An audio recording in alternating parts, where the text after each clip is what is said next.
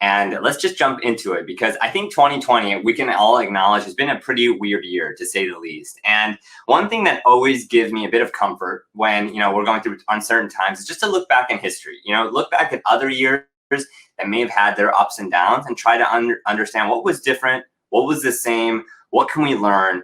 And I want you all just to imagine for a moment, if you have to close your eyes to do it right now for a second, just to take you back, feel free to do that. But imagine just for a moment that it's not the year 2020, but it's the year 1941, where a lot of other big changes happened. And I want to tell you a quick story here, because imagine it's 1941, you're sitting on your sofa and you tune the TV, you kind of play with the bunny ears just to catch your favorite show. And you turn it on and you're like, oh, you know what? I've already seen this episode. It looks like a rerun. So you change the channel again.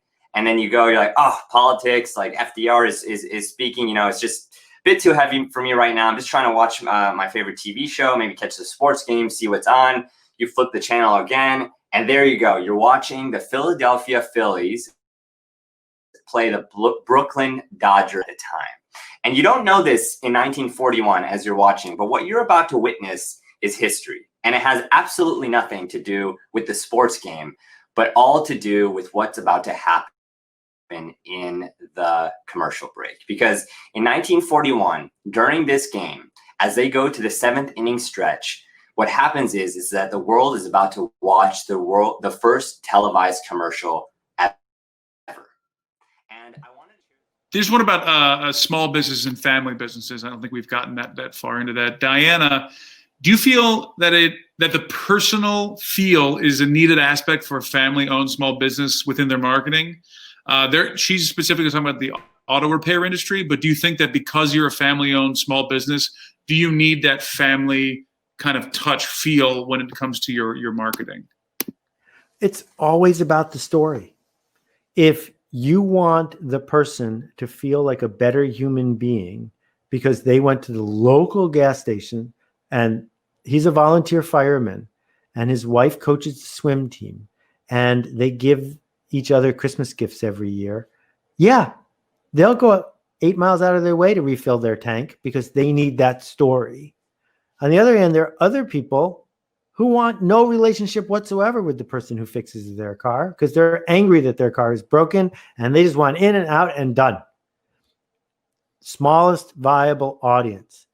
Tell the story you want to tell specifically, repeatedly, the way you want to tell it. And if someone doesn't get the joke, it's not for them.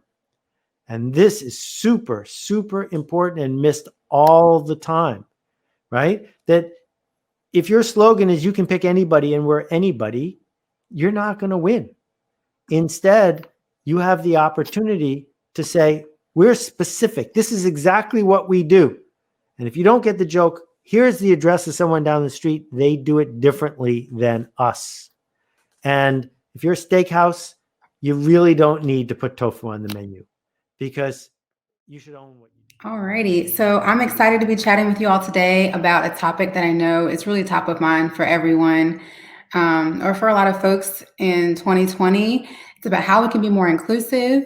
And I know a lot of those conversations center around race, but really our conversation today is to talk about how it's more than just race. It's about a broad dimensions of diversity. So I'm excited to share this with you. Side note, if you find these kids extremely cute, which I hope you do, you're more than welcome to check them out at primary.com. It's a clothing company that I love because they have really inclusive ads and marketing material.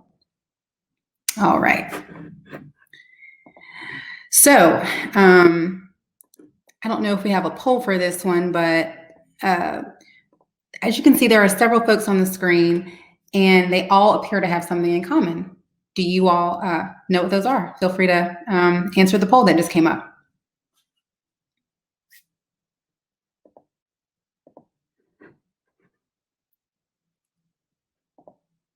All right. I will go ahead and tell you. They all have similar jobs. All of these folks who appear to have a similar complexion all work in diversity and inclusion. And it's great that these folks have committed to do this work because it's very important work. However, one of the common issues that comes up when there is a a person of color who is head of diversity and inclusion, particularly it's a woman of color, people tend to believe this is the role and responsibility of that specific person or of that community. But in reality, it's really something that we all should be thinking about as we're developing our marketing and advertising. And this is the other thing. These diversity and inclusion folks, they are really, really typically focused on the hiring and making sure that you have a diverse and inclusive workplace, when in reality, for marketing, there usually isn't always someone that's committed to that in the marketing and the advertising space. So